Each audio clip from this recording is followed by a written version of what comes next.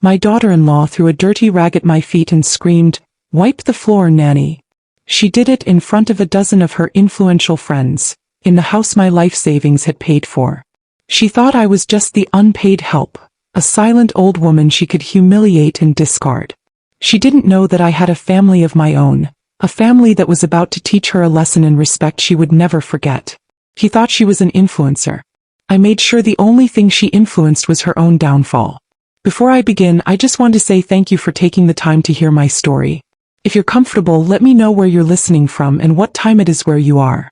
My name is Esther Mae Henderson, and for 40 years I was a teacher. This is the story of the final and most important lesson I ever had to teach. At 70 years old, a woman knows the value of a foundation. I had spent my life building them. As a schoolteacher in Philadelphia for 40 years, I had laid the foundations of reading, writing, and arithmetic for thousands of children. With my late husband, David, I had laid the foundation of a marriage built on love, respect, and a shared faith. And together we had built the foundation of our home, a beautiful, sturdy row house in Westmount Erie, a place of community, of family, of 40 years of memories. When David passed, the house was my fortress, my sanctuary, paid in full by a lifetime of hard work and careful saving. My son Marcus was my heart. At 41, he was a successful corporate lawyer, a good, kind man with a gentle spirit. His one great weakness was a deep-seated aversion to conflict, a desire for a peaceful, uncomplicated life that sometimes made him blind to the complications brewing right under his nose. And his wife, Simone, was a walking, talking complication. Simone was a woman who was beautiful, ambitious, and deeply, profoundly insecure. She had worked as a sales associate in a high-end boutique before she married Marcus, and she had never lost her obsession with the appearance of wealth. She saw life as a performance, and her stage was social media. Her online persona, the Philly Freeman, was a carefully curated fantasy of effortless elegance, perfect motherhood, and domestic bliss. Their problem, as it often is, was a simple one. Their life didn't fit their ambitions. Marcus's salary was good, but not Buckhead Mansion good. They were living in a small starter home, and with 2 young children they were bursting at the seams. More importantly, in Simone's eyes, their address didn't match the brand she was trying to build. The decision that would change my life forever was made at my own kitchen table. They had come for Sunday dinner, and Simone, after spending an hour talking about the inadequacies of their school district, laid out her proposal. "Marcus and I have found the perfect house, Mother Henderson," she'd said, her voice a smooth, persuasive purr. "It's in a wonderful neighborhood, the schools are the best in the city. It's everything we've ever dreamed of. But it's a stretch for us." "We can't afford it, Simone," Marcus had said, his voice quiet, resigned. "Not on our own," she'd corrected, turning her bright, hopeful gaze to me. "But with your help, Mother Henderson, if you were to sell this house and invest your equity with us as the down payment, we could afford it. And of course, it would have a beautiful private in-law suite for you. You wouldn't have to worry about a thing. We could take care of you in your old age." It was a Trojan horse, beautifully wrapped in the language of love and family. They were asking me to sell my home, my fortress, the foundation of my entire adult life, and give them the proceeds. In exchange, I would get a room. But I looked at my son's face, at the hope warring with the shame in his eyes. I looked at my grandchildren, who I adored. And I thought, what is a house if not a home for your family? What is a foundation if not something to build your children's future upon? So I said yes. Against the quiet, warning voice in the back of my mind, against the advice of my best friend, Dolores, who told me I was a fool, I said yes. I sold my home. I packed up 40 years of my life into boxes. And I wrote a check to my son and his wife for a sum of money that represented the entirety of my life savings, my security, my independence. It was the down payment on their new, beautiful 6-bedroom house in a leafy, exclusive suburb. The day we moved in, I stood in the doorway of my new in-law suite, a lovely, spacious room with its own bathroom and a view of the garden. I felt a sense of peace. I had done the right thing. I had secured my family's future. I had laid a new foundation for a new generation. I had no idea that in their eyes I was not the foundation. I was just part of the furniture. And my role in this new grand house was not to be its respected elder, but its unpaid and soon-to-be unappreciated staff. The transition was so subtle at first I almost didn't notice it. It was a slow, creeping erosion of my role, a quiet, methodical redefinition of my purpose in the new house. I had moved in as the matriarch, the respected elder, the financial bedrock of their new life. But within a few short weeks, I found myself being treated as something else entirely. It began with the children. My grandchildren, 5-year-old Maya and 7-year-old David, were my delight. I had always been an active, involved grandmother, and I was thrilled at the prospect of living under the same roof, of being a part of their daily lives. Simone, who had quit her job to become a full-time stay-at-home mother and social media influencer, seemed thrilled as well. A little too thrilled. "Oh, Mother Henderson, you're such a lifesaver," she'd say, breezing into the kitchen in the morning, dressed in expensive yoga clothes. "I have a spin class at 9 and then a lunch with some of the other moms. Would you mind just getting the kids ready for school?" "Of course not, dear," I'd say. And so my days began. I would wake the children, dress them, make their breakfast, pack their lunches, and walk them to the bus stop. When they came home in the afternoon, I was the one there to greet them, to give them a snack, to help them with their homework. Simone's days, meanwhile, were filled with a dizzying array of self-care appointments, social engagements, and most importantly, the endless, obsessive curation of her online life. Her phone was a permanent extension of her hand. The house was her stage and her life was a performance. She would spend hours staging the perfect photo. A bowl of artfully arranged fruit on the marble countertop. A shot of her children playing happily in the perfectly manicured backyard. A yard I had weeded that morning. A picture of a simple home-cooked meal that I had spent the afternoon preparing. Her social media captions were a masterclass in deception. She wrote about the beautiful struggles of modern motherhood, the joy of sacrificing for your family, the exhausting but rewarding work of creating a loving home. She was building a brand, a persona of the perfect hands-on mother, a domestic goddess who did it all with grace and a photogenic smile. And I was her ghostwriter. I was the invisible labor that made her fantasy life possible. I did the cooking. I did the cleaning. I did the laundry. I did the grocery shopping. I was the full-time unpaid nanny, cook, and housekeeper, all rolled into one. Marcus, my son, was oblivious. He worked long, grueling hours at his law firm. He would leave before the children were awake and come home long after they were in bed. He saw only the beautiful, clean house, the happy, well-fed children, the serene, smiling wife. He saw the result of my labor, but he never saw the labor itself. "I'm so glad you're here, Mom," he'd say, giving me a tired hug before he retreated to his study for a few more hours of work. "You've made such a difference. Simone is so much more relaxed now." Relaxed. She was relaxed because she had outsourced the entire job of running her home and raising her children to her 70-year-old mother-in-law. I tried to tell myself that it was what a grandmother does. I tried to convince myself that I was happy to help. But a deep, quiet resentment began to build in my heart. I had not sold my home, my independence, my security to become a servant. I had made an investment in my family's future, and in return I was being treated like an employee. The final, undeniable confirmation of my new status came one afternoon when a delivery man arrived with a large flat-screen television. He was standing in the foyer looking at the delivery slip. "I have a delivery here for the Freeman residence," he said. "For the nanny?" Simone, who was coming down the stairs, didn't miss a beat. "Oh, that's for us," she said with a bright, tinkling laugh. "That's just what the kids call their grandmother. It's our little joke." She winked at me, a sharp, knowing, cruel little wink. And in that moment I understood. It wasn't a joke. It was a title. It was my new job description. I was no longer Mother Henderson. I was the nanny.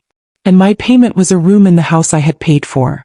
The title of nanny, once spoken aloud, began to take on a life of its own.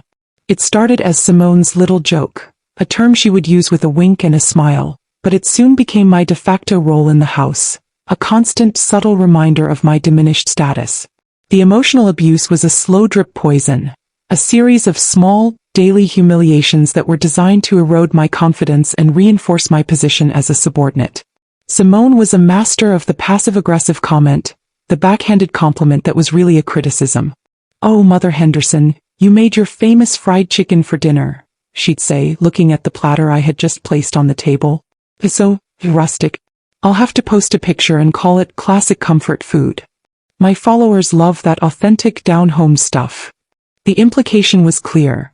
My cooking was a quaint, old-fashioned novelty, A piece of content for her brand, not the food that was nourishing her family.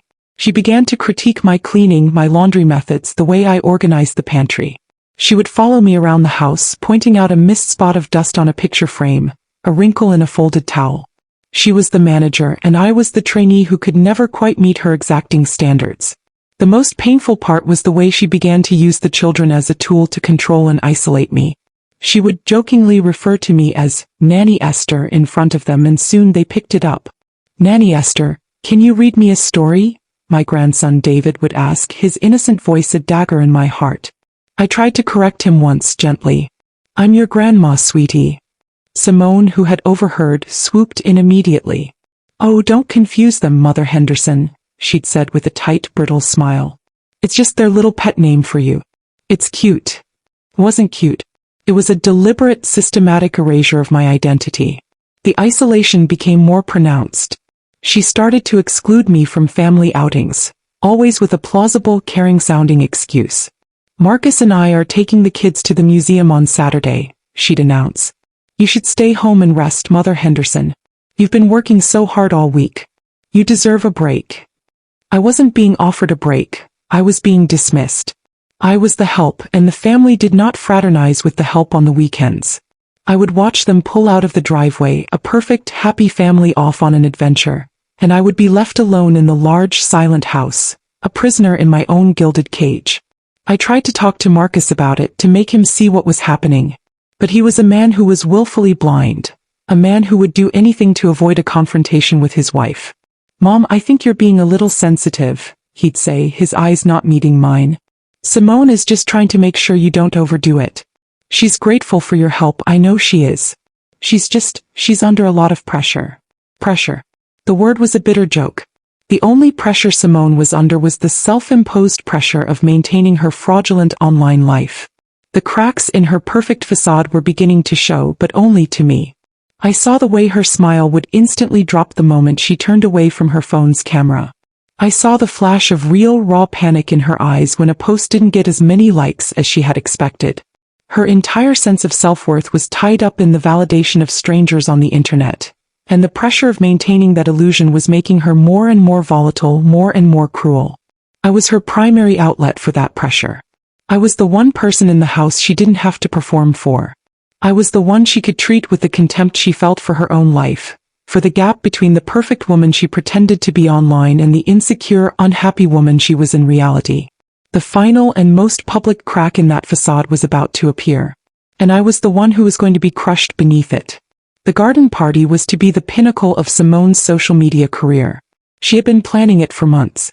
It was a gathering of the most influential mommy bloggers and lifestyle influencers in the Philadelphia area, a networking event that she believed would catapult her from a mid-level influencer to a true brand-sponsored star.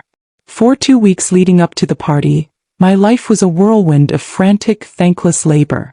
I was not just the nanny, I was the event staff. I weeded the garden, I polished the silver, I washed every window in the house until it sparkled.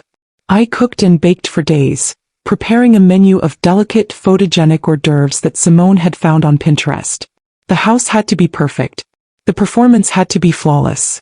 The day of the party, I was up at dawn. I got the children dressed in their perfectly coordinated, ridiculously expensive linen outfits. I arranged the platters of food.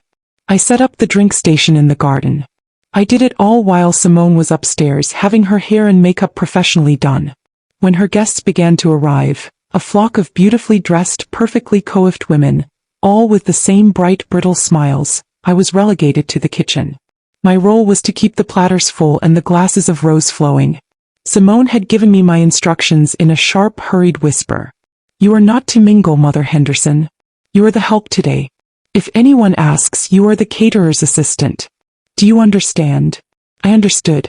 I stood in the heat of my own kitchen, a silent, invisible servant, and I watched my daughter-in-law play the part of the gracious, effortless hostess in the beautiful home my life savings had bought. The party was a success. The bloggers were all taking pictures, posting stories, tagging Simone, praising her impeccable taste, her beautiful home, her perfect life. Simone was radiant, basking in the glow of their admiration. And then it happened. My grandson, David, excited and overstimulated by the crowd, was running through the living room. He tripped. The glass of red fruit punch he was holding went flying, arcing through the air in a perfect, horrifying slow-motion trajectory, and landed with a sickening splash right in the center of Simone's prized, brand-new, perfectly white living room rug. The room went silent. The music seemed to stop. Every eye turned to the bright, garish, blood-red stain that was now spreading across the pristine white wool. I saw Simone's face. For a single, terrifying moment, the mask of the perfect, serene hostess dropped completely. Her face, which had been all smiles and light, twisted into a mask of pure, ugly, uncontrolled rage. Her perfect party, her perfect house, her perfect image, it had all been shattered by a splash of fruit punch. She didn't scream at her son.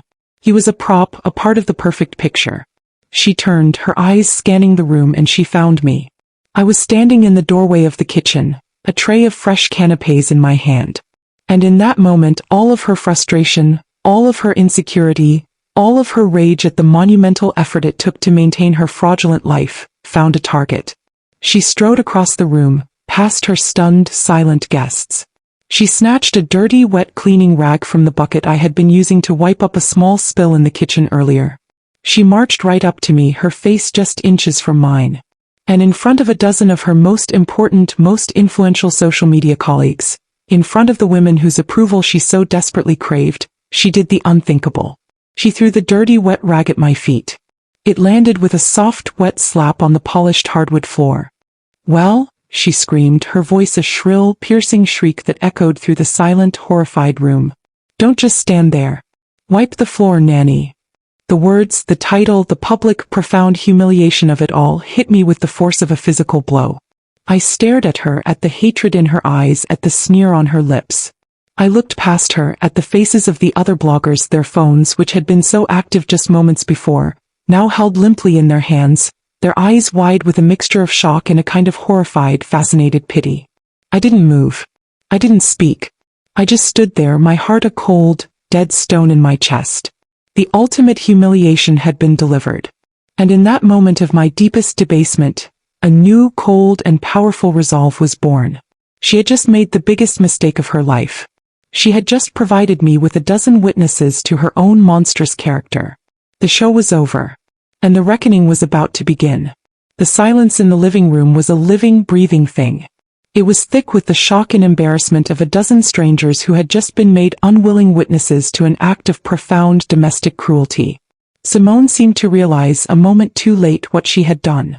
The mask of the perfect hostess slammed back into place, her face a frantic, panicked mess of a forced smile.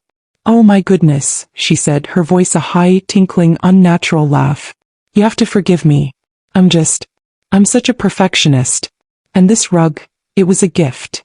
She turned to me, her eyes pleading, begging me to play along to salvage the scene. "Mother Henderson, I am so sorry. I'm just so stressed." I didn't give her the satisfaction. I didn't stoop to pick up the rag. I didn't say a word. I just looked at her, my expression a blank, unreadable slate.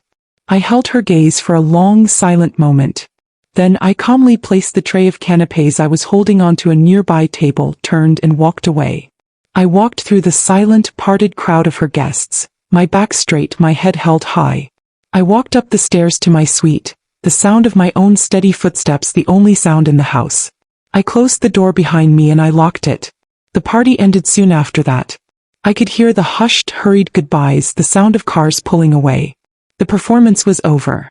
The audience had fled. I sat on my bed, my body trembling with a delayed reaction of shock and a deep, soul-crushing humiliation. The mask I had been wearing for months, the mask of the patient, helpful, long-suffering mother-in-law, had been ripped away. And I was left with the raw, painful truth of my situation. I was a prisoner in this house. A prisoner whose life savings had paid for the very walls that were now closing in on me. My first instinct was to call my son Marcus. To tell him what his wife had done. But I knew with a weary certainty what he would do. He would apologize. He would promise to talk to her. And then he would do nothing. He would choose the path of least resistance, the path that led to a quiet, if tense, peace in his own home. He would choose his wife over his mother. He always did. So I made a different call. I called the one person in the world I knew would understand, the one person whose loyalty was absolute and unconditional. I called Dolores Sterling. She answered on the second ring, her voice a warm, familiar comfort. Hey Essie. How was the big party? And then the dam broke. The tears I had been holding back for months, for years, finally came. I told her everything, my voice a choked, broken whisper. I told her about the nanny title, the constant criticism, the isolation. And then I told her about the rag. About the scream. About the public humiliation. The silence on the other end of the line was not the silence of shock. It was the silence of a gathering storm. That little witch, Dolores finally hissed, her voice a low, dangerous growl. That is it, Esther. That is the last straw. I am getting in my car and I am driving over there right now. And I am going to have a conversation with that girl that she will not soon forget. No, Dee, don't, I pleaded. It will only make things worse. Worse? She shot back, her voice ringing with a righteous fury. How can it possibly get any worse? She is treating you like a slave, Esther. In a house you paid for. Oh, the time for being quiet is over. But I knew a direct confrontation would only feed Simone's narrative. She would twist it, turn herself into the victim of an unhinged, interfering old woman. We needed a different strategy. Okay, Dolores said, her anger cooling into a familiar, pragmatic resolve. She had been a union representative for 30 years. She knew how to fight. Okay, you're right. We have to be smart about this. So here is what you are going to do. First, you are going to get a pen and a piece of paper and you are going to write down everything that just happened. Every word she said. The names of the women who were there. Every single detail. From now on you are documenting everything. Her voice was a command and I obeyed, my hands still shaking as I wrote. Second, she continued, her voice firm, and this is the most important part. You are to stop. Immediately. You stop the cooking. You stop the cleaning. You stop the babysitting. You are hereby on strike. Let her see what her perfect life looks like without the invisible labor of the woman she just humiliated. Let's see how many perfect pictures she can post when the house is a wreck and the kids are screaming. The idea was so simple, so radical, it took my breath away. A strike. A quiet, passive, but powerful withdrawal of the very services she had come to take for granted. And third, Dolores said, her voice softening with a fierce, protective love. You are not alone in this, Esther. Do you hear me? You have an army at your back. And it's time to call in the troops. The first call for help had been made. And my best friend had not just offered a shoulder to cry on. She had given me a battle plan. Document, strike, and assemble the army. The long, quiet war for my own dignity had just begun. The day after the party, a heavy, resentful silence filled the house. Simone was clearly furious, not with herself for her monstrous behavior, but with me for my reaction. She had expected me to sweep the incident under the rug, to accept her flimsy, self-serving apology and get back to my duties. My quiet withdrawal, my refusal to engage, was an act of defiance she did not know how to handle. I followed Dolores's instructions to the letter. I stayed in my suite. I did not cook breakfast. I did not pack the children's lunches. I did not do the laundry. The silent strike had begun and the effects were immediate. The house, usually a well-oiled machine of domestic order, began to grind to a halt. But I knew Dolores's righteous anger was not enough. I needed more than a strategist. I needed a different kind of power. I needed the moral high ground. And in my family, the keeper of that high ground had always been my older brother, Reverend Roy Henderson. Roy was 75 years old, a retired pastor who had led one of the largest and most respected Baptist churches in Philadelphia for over 40 years. He was a man of deep faith, quiet dignity, and an unshakable moral compass. His opinion in our family and in our community carried the weight of Scripture. His disappointment was a force more powerful than any argument. I called him that afternoon. His voice, a deep, warm baritone that had comforted thousands from the pulpit, was a balm to my wounded soul. "Esther, my dear sister," he said. "It is good to hear your voice. How are you?" And just as I had with Dolores, I told him everything. I told him about the financial arrangement, about the slow, creeping disrespect, about the title of Nanny. And then I told him about the garden party, about the spilled juice, about the rag at my feet. As I spoke, I could feel the atmosphere on the other end of the line change. Roy was not a man of loud, expressive anger.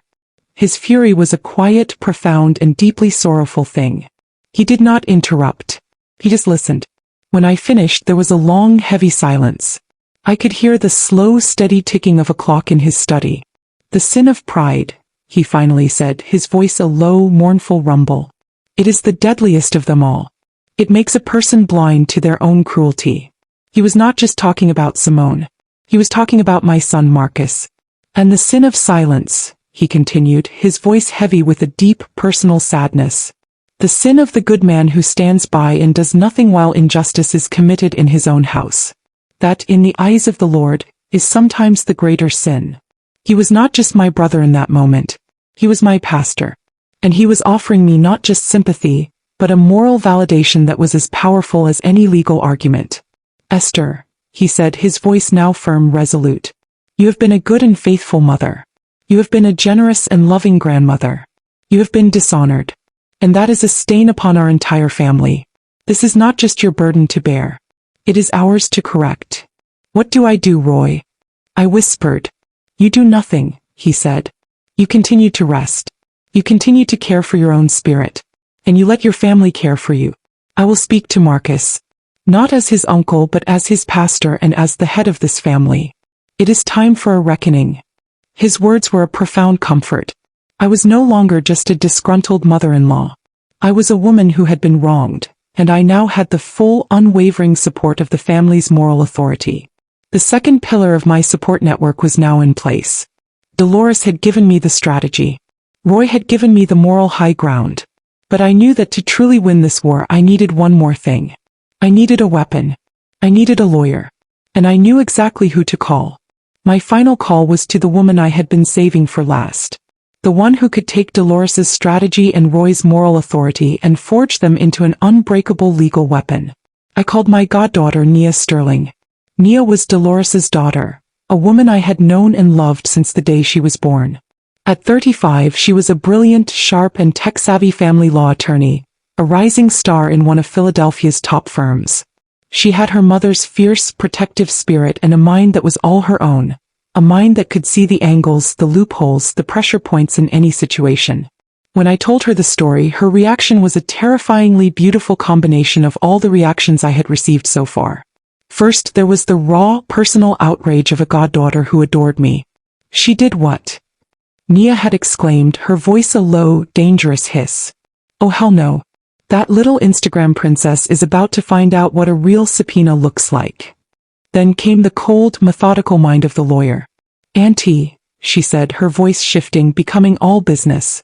"I need you to email me the documentation Dolores had you write. And I need everything you have on the financial arrangement for the house. The closing statements from your old place, the wire transfer receipts for the down payment. And tell me, when you gave them that money, did you have them sign anything? Any kind of agreement?" My heart sank. "No, dear. It was a family arrangement. A verbal agreement." There was a pause on the line. "Okay," Nia said, her tone thoughtful. "That makes it trickier but not impossible. Her public actions, her treatment of you, could be seen as a breach of that good faith verbal contract. But we need more leverage. Something undeniable." And finally came the strategist. "Auntie," she said, her voice taking on a new, cunning edge. "We're not just going to fight her on the legal front. We're going to fight her on her own battlefield. We don't just want to win. We want to leave her with absolutely nothing to stand on. We are going to attack her brand, her finances, and her inheritance all at once." For the next hour she laid out a plan of such beautiful, multi-pronged ruthlessness, it left me breathless. "First, the inheritance," Nia began. "You need a new will. Immediately. We are going to disinherit Marcus completely. Your entire remaining estate will be placed in a trust for your grandchildren's education, with me as the sole trustee, ensuring neither Marcus nor Simone can ever touch a dime of it. This is our insurance policy. Second, the brand," she continued. "The silent strike is perfect. While she's distracted, we gather our ammunition. I'm hiring a PI to do a deep dive on her online life, specifically her finances. We'll expose her as a fraud to her followers and her brand partners. And third, the financial revenge," Nia said, her voice dropping with a note of finality. "We are going to force them to sell that house. We will file a lawsuit demanding the immediate return of your initial investment, plus damages for emotional distress and elder abuse. We will argue that their treatment of you constitutes a fundamental breach of your agreement, and you are entitled to be made whole. They don't have the cash to pay you back. The only way they can do it is to sell the very symbol of her social climbing ambition. We will take her stage away from her, piece by painful piece. I sat there, stunned by the sheer comprehensive brilliance of it all. I had come into this fight a heartbroken, humiliated old woman. But now I had an army at my back. I had my best friend, my brother, and my goddaughter. I had a strategist, a moral authority, and a legal assassin. Simone had thrown a rag at my feet and told me to wipe the floor. She had no idea that she had just declared war on a woman who had a general, a bishop, and a queen, all ready to fight on her behalf. The first step in Nia's grand strategy was the quietest, but in many ways the most profound. It was the act of rewriting my own legacy. The following morning I met Nia at her downtown law office. The view from her window, a panoramic sweep of the Philadelphia skyline, felt a world away from the suffocating confines of my son's house. For years, my will had been a simple, straightforward document. My entire estate, which included a healthy portfolio of stocks and bonds my late husband and I had carefully built, was to pass to my only son, Marcus. It was the natural, unquestioned order of things.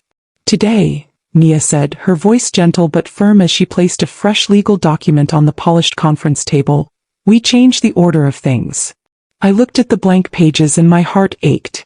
To disinherit your own child. It felt like the most unnatural act a mother could perform. It was a final, irrevocable admission of failure. Auntie, Nia said as if reading my mind, this is not a failure. This is a protection. You are protecting your grandchildren from their mother's greed and their father's weakness. You are protecting your own legacy from being squandered on designer handbags and country club memberships. This is not an act of anger. It is an act of wisdom. Her words gave me strength. He was right.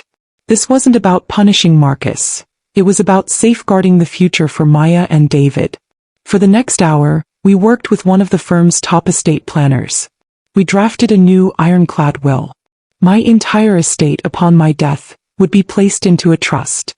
The Henderson Grandchildren's Educational Trust. Nia was named as the sole independent trustee, giving her the absolute power to manage the funds. The terms were explicit. The money was to be used exclusively for the education and well-being of my two grandchildren. It could be used for private school tuition, for college, for a down payment on their own first homes when they came of age. And then came the clause that was a dagger to the heart of Simone's ambitions. Under no circumstances, the will stated, are any funds from this trust to be commingled with the finances of, or be put under the control of either Marcus Freeman or Simone Freeman. I was cutting them off completely and totally from my legacy. I was ensuring that the fruits of my life's labor would nourish the next generation, not be consumed by the selfish appetites of this one. I signed the new will, my hand steady. With that single stroke of a pen, I had altered the course of my family's future. Marcus was no longer my heir. Simone's dream of a massive unearned inheritance had just vanished into thin air. They just didn't know it yet. This was the silent, hidden bomb that now lay ticking beneath the foundation of their lives. With the inheritance secured, the silent strike at home continued. The house descended further into a state of domestic chaos. The beautiful 6-bedroom home that was the centerpiece of Simone's online brand was now a mess of dirty laundry, unwashed dishes, and cranky, unsupervised children. Simone's online presence became more and more erratic. The posts of effortless perfection were replaced by strained, desperate attempts at relatable content. But her heart wasn't in it. Her followers began to notice. Is everything okay at the Philly Freeman? You don't seem like yourself lately. Where are all the beautiful home-cooked meals? All we see are takeout boxes. She was losing her grip. Her brand, her identity, her entire sense of self was crumbling, all because the unpaid, invisible labor that had propped it all up had been withdrawn. She was so focused on the immediate daily crisis of her own making that she had no idea that my army was quietly, methodically preparing for the main assault.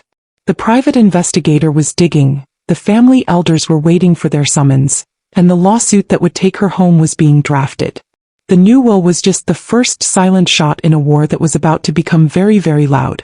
While Simone was drowning in a sea of unfolded laundry and unprocessed feelings, Nia was assembling the arsenal. She worked with a quiet, lethal efficiency that was a wonder to behold. The private investigator she hired was a woman named Carla, a former digital forensics expert for the FBI, who approached the task of dissecting Simone's online life with the detached, surgical precision of a master. Nia would call me every evening with an update, her voice a low, excited murmur. "Auntie, you are not going to believe what we found today." Carla's investigation was a deep dive into the digital archaeology of Simone's entire online presence. She went back years, through thousands of posts, photos, and comments on multiple social media platforms. And she began to build a portfolio, a meticulously documented case file of Simone's lies. The first and most damning piece of evidence was the Nanny narrative. Carla found over a dozen instances where Simone had explicitly or implicitly referred to me as the hired help. There was a photo of me reading to the children in the garden with a caption that read, "So blessed to have our wonderful live-in nanny, who allows me to have a moment to myself." In the comments section of that post, a follower had asked, "Where did you find her? I'm desperate for good help." Simone had replied, "She's a true gem. One of a kind."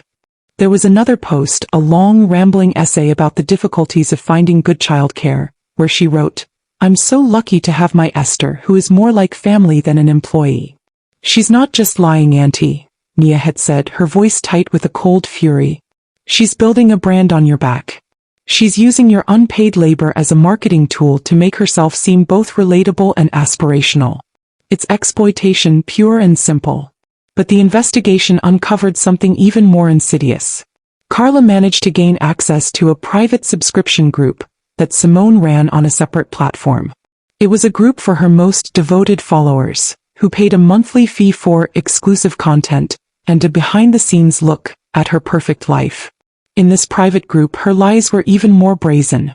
She would complain about the high cost of her nanny, and she would solicit gifts and donations from her followers to a nanny appreciation fund, a fund that was, of course, just her own personal PayPal account. She had posted an Amazon wish list of things her nanny supposedly wanted, which included high-end kitchen appliances, expensive linens, and even a new laptop. "She's not just a liar, Auntie," Nia had said, her voice a low growl. "She's a grifter. She's committing wire fraud. This is a whole other level of illegal." The private investigator also compiled a dossier on the mommy bloggers who had been at the party. She found their brand partnerships, their media kits, their professional contacts. We now had a direct line to the very people Simone was so desperate to impress.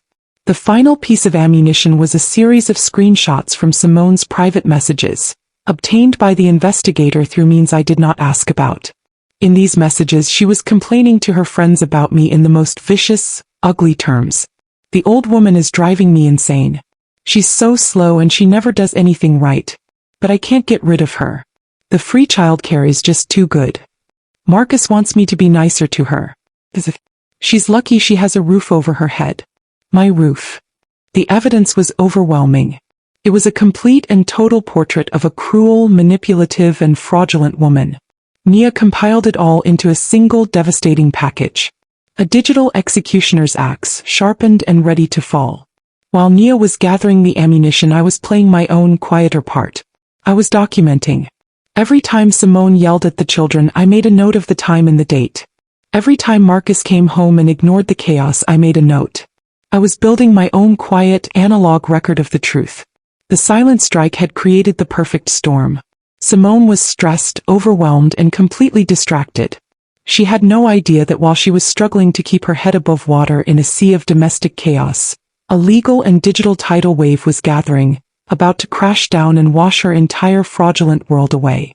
With the evidence gathered and the digital weapon locked and loaded, it was time to call in the moral authority. It was time for Reverend Roy Henderson to make his move. He did not call Marcus on the phone. A matter of this gravity, he had explained to me, required a face-to-face meeting. It required the weight of tradition, of family, of a formal, undeniable reckoning. He called a family meeting. The summons was not a request. It was a command. He called Marcus and informed him that his presence and his wife's was required at his home on Sunday afternoon. He also called my other brother, my sister, and a few of our oldest and most respected cousins. This was not going to be a private conversation. This was going to be a trial held in the court of family opinion. I, of course, was not required to be there. My part was to remain in my suite, a silent, dignified victim awaiting the verdict. Dolores, who was practically vibrating with a righteous, gleeful anticipation, gave me a play-by-play of the event later that evening. Marcus and Simone had arrived at the Reverend's stately old home looking nervous and confused. They walked into his formal living room to find a dozen of the family's most respected elders sitting in a silent, somber circle. There was no small talk. There were no pleasantries. Reverend Roy, dressed in a simple dark suit, sat in his high-backed armchair, a large leather-bound family Bible on the table beside him. He was no longer just their uncle. He was their pastor, their elder, the moral compass of their entire clan. He began, his voice a low, powerful rumble that filled the silent room. He did not speak of lawsuits or legalities. He spoke of the Bible. He spoke of the commandment to honor thy father and thy mother. He spoke of the sin of pride, of the poison of disrespect, of the sacred duty of a son to protect his own mother. He spoke for 20 minutes, a quiet, powerful sermon on the nature of family, of loyalty, of character. He never once raised his voice. He didn't have to. The weight of his words, of his moral authority, was a crushing force. Then he turned his gaze to my son. Marcus, he said, his voice full of a deep, profound sorrow. I have known you since the day you were born. I held you in my arms at your baptism. I watched your father, my brother-in-law, raise you to be a good and decent and honorable man. And yet, you have stood by in silence while your mother, my sister, has been dishonored in your own home. Marcus, Dolores told me, had just crumbled. Away from Simone's influence, in the presence of the family elders, faced with the quiet, damning disappointment of the man he had respected his entire life, his conflict-avoidant facade shattered. He began to weep deep, ragged sobs of a man who was finally being forced to confront his own moral cowardice. Simone, however, tried to fight back. She launched into her usual performance, her voice thick with a fake, tearful emotion. She spoke of her own struggles, of the pressure she was under, of how she loved me like her own mother, of how this was all just a terrible misunderstanding. But this audience was not her Instagram followers. This was a room full of wise old black men and women who had seen it all, and who had a built-in foolproof detector for bullshit. They just stared at her, their expressions a mixture of pity and contempt. And then Reverend Roy turned his attention to her. Young lady, he said, his voice now as cold and hard as stone. The Lord may forgive a lie, but this family will not. You have brought shame upon this house. You have poisoned my nephew's heart. And you have broken the sacred trust of a mother who gave you everything she had. The family intervention was a complete and total success. It had stripped Simone of her power, and it had forced my son to finally see the truth. But it was only the first half of the attack. While Marcus was being morally dismantled in his uncle's living room, my goddaughter, Nia, was preparing to execute the second and far more public phase of the plan. The timing was everything. Nia, with the precision of a master strategist, had orchestrated a perfectly synchronized multi-front assault. While Reverend Roy was deconstructing Simone's character in the court of family opinion, Nia was preparing to annihilate her in the court of public opinion. At precisely 4 p.m., just as the family intervention was reaching its emotional climax, Nia launched the website. https://www.google.com/search?Q=thereallmrsfreeman.com. The digital execution had begun. She sent the link to the mommy bloggers, the brand partners, and Simone's thousands of followers. The digital firestorm was instantaneous, a torrent of outrage and condemnation that completely consumed Simone's online world. But that was only the beginning. The next morning, while Simone and Marcus were still reeling from the events of the previous day, a new nightmare arrived on their doorstep. A process server, a tall, impassive man in a suit, handed them a thick legal envelope. It was the lawsuit. Nia had filed it in the Philadelphia Court of Common Pleas. It was a devastating legal document. It laid out, in cold, hard, factual language, the story of my financial contribution to the house. It detailed the verbal agreement of our cohabitation. And it accused Simone and Marcus of a fundamental breach of that contract. The lawsuit demanded one thing: the immediate return of my entire initial investment, plus interest, plus punitive damages for emotional distress and elder abuse. The final paragraph of the lawsuit was the kill shot. It stated that if they were unable to pay the sum in cash, We were petitioning the court to force the immediate sale of the house at 123 Maple Lane to satisfy the debt. It was a financial checkmate. Nia knew they didn't have the cash. The lawsuit wasn't just a request for money. It was a legal demand for their home. The very symbol of Simone's ambition, the stage for her perfect life, was about to be auctioned off to the highest bidder. The coordinated attack was a complete and total shock to their system. On Sunday they had been morally condemned by their family. On Monday morning they were being financially executed by the law. Marcus called me, his voice a broken, pleading wreck. "Mom, please," he begged. "You can't do this. You can't take our home. Think of the children." "I am thinking of the children, Marcus," I said, my voice cold and steady. "I am thinking of the example that has been set for them. I am thinking of the fact that their mother taught them that it is acceptable to treat their grandmother with contempt. This is not just about money. This is about consequences." "But we'll be ruined," he cried. "You should have thought of that," I said, "before your wife threw a dirty rag at my feet and screamed at me in front of a dozen strangers." I hung up the phone. The time for talking was over. The time for consequences had begun. The 1-2 punch of the family intervention, the digital execution, and the lawsuit was a knockout blow. Simone and Marcus were completely and totally defeated. Their reputation was in tatters. Their family had turned against them. And now they were facing financial ruin and the loss of their home. Marcus, finally and completely broken from his wife's influence, did what he should have done from the very beginning. He took charge. He fired Simone's lawyer and hired a new one. A man whose only instruction was to negotiate a swift and total surrender. There was no court battle. There was a quiet, formal mediation in Nia's office. Simone sat there, a pale, silent ghost of her former self. Her social media stardom was gone. Her brand was toxic. Her friends had abandoned her. She had nothing left. The settlement was not a negotiation. It was a list of my terms which they accepted without argument. They were to sell the house immediately. From the proceeds, my initial investment was to be returned to me in full, with interest accrued over the years I had lived there. A further sum was to be paid to me as damages. The new will disinheriting Marcus remained in effect. The reckoning was complete. They sold the house. After I was paid my substantial share, they were left with a small, meager amount of equity, not even enough for a down payment on a new home. They moved into a small, cramped rental apartment in a neighborhood far from the leafy, exclusive suburb they had been so proud of. The last I heard, Simone was working again back in retail, a job she had always despised. The Philly Freeman was no more. She was just a woman who had to work to pay the rent. Me. I was restored. I took the money that was rightfully mine, and I bought myself a beautiful, sunny condominium in a quiet, respectable building downtown. It was not as large as the house, but it was all mine. I filled it with my books, my photographs, my memories. And then I did something for myself. I established the Henderson Grandchildren's Educational Trust, just as I had planned. But I also took a portion of the money and I established something else. A small charitable fund at my old school designed to provide grants to young, promising teachers, the kind of teachers I had been who so often had to use their own money for classroom supplies. My revenge was not just in their downfall. It was in my own restoration. I had reclaimed my money, my dignity, and my peace. I had taken the foundation they had tried to rot from beneath me, and I had used it to build something new, something better, something that would last. My name is Esther May Henderson. And the final lesson I taught my son and his wife was a simple one.